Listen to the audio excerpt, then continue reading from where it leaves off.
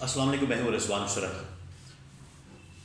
परसों जो है वो chief justice of Pakistan justice काजी फाइज ईसा को एड्रेस करके या सुप्रीम जुडिशल काउंसिल को एड्रेस करके 6 जो जजेस हैं इस्लामाबाद हाई कोर्ट के, उन्होंने जो ख़त लिखा है उसके बाद एक फुल कोर्ट मीटिंग कॉल की गई chief justice of Pakistan justice काजी फाइज ईसा की जानब से कल गुज़श्ता रोज़, और उसमें जो है ये पूरा मैटर डिस्कस किया गया है। ये इंतहाई अहम तरीन मामला इस वक्त बन चुका है और पूरे पाकिस्तान की नज़रें जो हैं अब इसकी जानब लगी हुई है कि अब किस वक्त जो है वो सुप्रीम जुडिशल काउंसिल का इजलास बुलाया जाता है, कन्वेंशन बुलाया जाता है, और इस पूरे मामले की ये जो ख़त लिखा गया है उस ख़त के अंदर जो चीज़ें बयान की गई हैं, उसके अंदर जो वाक़यात बयान किए गए हैं और उसके अंदर जो कहानियाँ बयान की गई हैं, उसको कब थॉरली मुकम्मल तौर पर उसकी तहकीकात की जाती हैं, दूध का दूध और पानी का पानी किया जाता है और अवाम के सामने, पब्लिक के सामने ये तमाम चीज़ें लाई जाती हैं जो कि इस ख़त के अंदर लिखी गई हैं। ये ख़त इतना खौफनाक और ख़तरनाक है।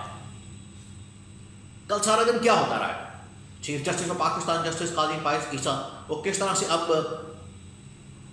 इस्टेब्लिशमेंट के आमने सामने आ चुके हैं। इंतहाई अहम तरीन मामला इस वक्त बन चुका है पाकिस्तान के लिए। उसकी कुछ तफसीलात मेरे पास मौजूद हैं, वो आपके साथ में शेयर करता हूँ। देखिए, ये जो ख़त लिखा गया है इसमें ख़ास तौर पर जो एक केस का हवाला दिया गया है वो है इमरान खान के मुतालिक केस, जो कि पिछले साल इमरान खान का एक केस लगा था मेंटेनेबिलिटी के हवाले से, और वो केस था कि उसको वो मेंटेनेबल है या नहीं है, ये पिछले साल लगा था। उसके ऊपर जो है जो जजेस उसको नॉन मेंटेनेबल करार दे रहे थे, उनको जो है वो सख्त प्रेशर का सामना करना पड़ा। उनके ऊपर प्रेशर भी आया और इस खत के अंदर लिखा गया है कि एक जज के ऊपर इतना प्रेशर आया कि उसका बीपी जो है वो हाई हो गया, शूट कर गया, उसको फिर हॉस्पिटल जाना पड़ा स्ट्रेस की वजह से। इतना प्रेशर उसके ऊपर आ गया था कि उसको स्ट्रेस की वजह से हॉस्पिटल एडमिट करना पड़ा, इतना वो स्ट्रेस में चला गया था। फिर जजेस के जो फैमिली मेम्बर्स होते हैं, इसमें एक खत के अंदर जो है ब्रदर इन लॉ का जिक्र किया गया है कि उसके ब्रदर इन लॉ को उठाया गया, उसको जो है उठा के बाद में उसको प्रेशराइज किया गया ताकि फैसला जो है वो अपनी मर्जी का निकलवाया जा सके। और इसमें ये जो ख़त लिखा गया है इसमें बार बार आईएसआई के ऑपरेटिव्स उनका जिक्र किया गया है। और सबसे बढ़कर अभी जो जस्टिस शौकत सिद्दीकी वाला केस जो कि सुप्रीम कोर्ट ऑफ पाकिस्तान ने खुद निपटाया है उसका हवाला दिया गया है। और पहला पेज जो है, दूसरा पेज जो है वो सारा का सारा जस्टिस शौकत अजीज सिद्दीकी के पेज के ऊपर उनके केस के ऊपर सारा का सारा बयान किया गया है। और उसके अंदर बड़े इंटरेस्टिंग फैक्ट्स हैं, बहुत इंटरेस्टिंग फैक्ट्स हैं।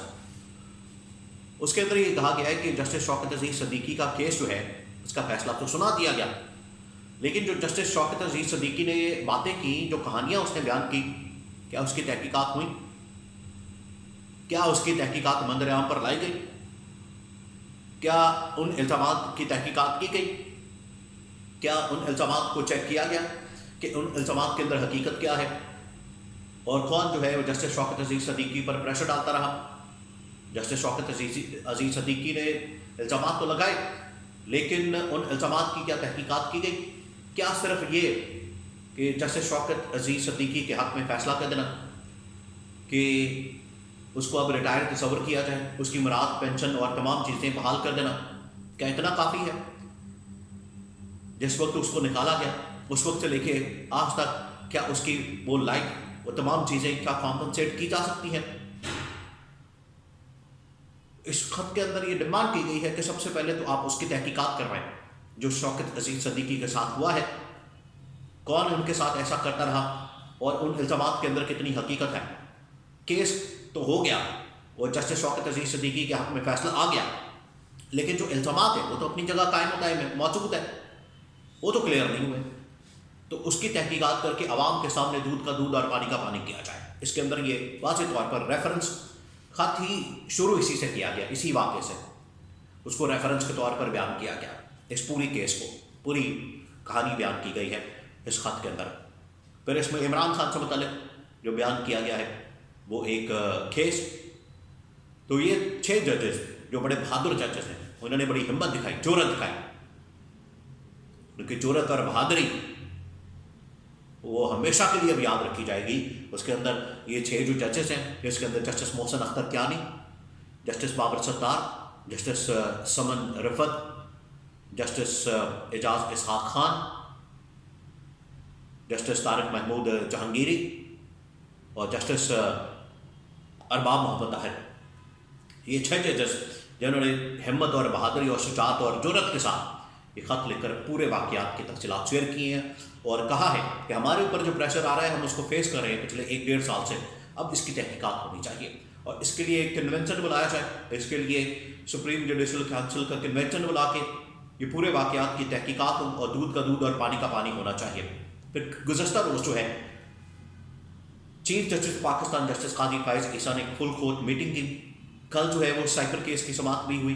سائفر کیس کی سماعت کے دوران ہی ایون کہ جو چیف جسٹس اسلام آباد ہائی کورٹ ہے جسٹس عامر فاروق، ان کو جانا پڑا، ان کو سماعت چھوڑ کے نکلنا پڑا سپریم کورٹ میں کیونکہ ان کو میٹنگ کے لیے جانا پڑ گیا.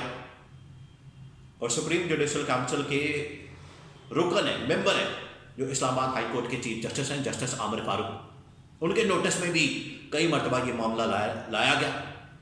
Chief justice of Pakistan justice قاضی فائز عیسیٰ کے نوٹس میں بھی یہ معاملہ لایا گیا، بلکہ اس خط کے اندر ایک واقعہ شیئر کیا گیا کہ ہم نے chief justice of Pakistan justice قاضی فائز عیسیٰ کو جب یہ واقعات بتائے کہ ہمیں اس طرح کے ISI کے آپریٹیوز آ کے دھمکیاں دیتے ہیں یا ملتے ہیں یا ہمیں پریشرائز کرتے ہیں، تو چیف جسٹس نے DGC کو کال کی، DGC سے رابطہ کیا اور وہاں سے ایشورنس لی، گارنٹی لی اور پھر ججز کو کہا کہ میری ان سے بات ہو گئی ہے DGC سے، جو ISI کے DGC ہے، اب آپ کے اوپر اس طرح کا کوئی مسئلہ نہیں ہوگا. یہ اس کے اندر باقاعدہ واقعہ کوٹ کیا گیا ہے. تو اب اس کے اوپر جو ہے فل کورٹ میٹنگ ہوئی ہے اور لگتا ہے کہ آج اس کے اوپر کوئی نہ کوئی فیصلہ آ سکتا ہے.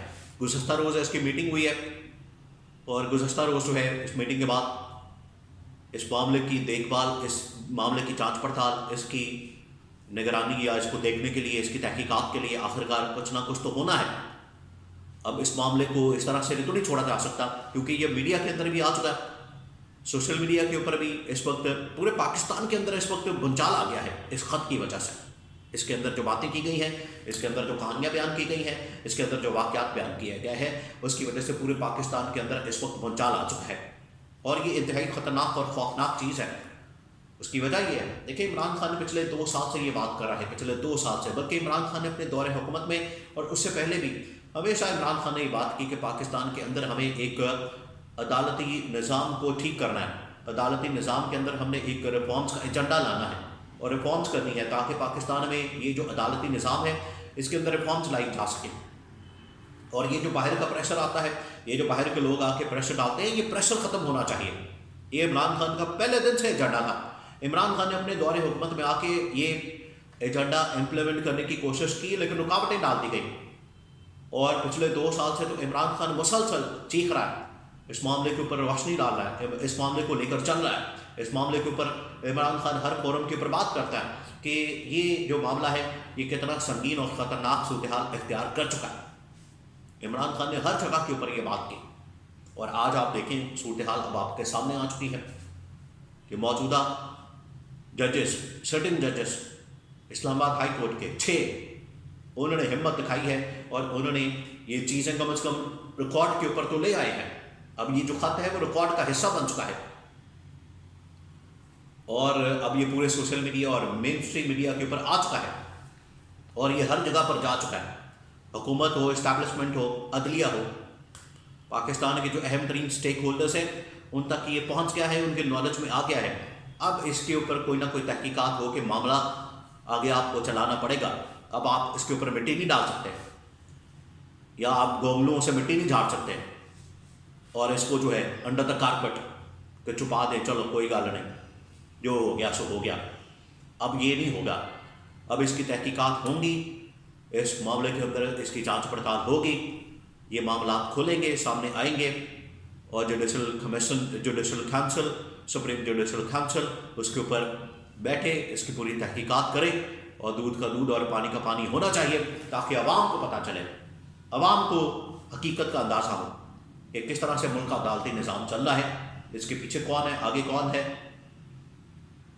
چہرہ کون سا ہوتا ہے، پیچھے کیا ہوتا ہے، فیصلے کہاں سے آتے ہیں، کہاں سے لکھے جاتے ہیں، بھیجے جاتے ہیں، وہ واٹس ایپ میسج یا واٹس ایپ فیصلے، یہ تمام حقائق اب عوام کے سامنے آنے چاہیے، اور عوام اب اس کا انتظار کر رہی ہے۔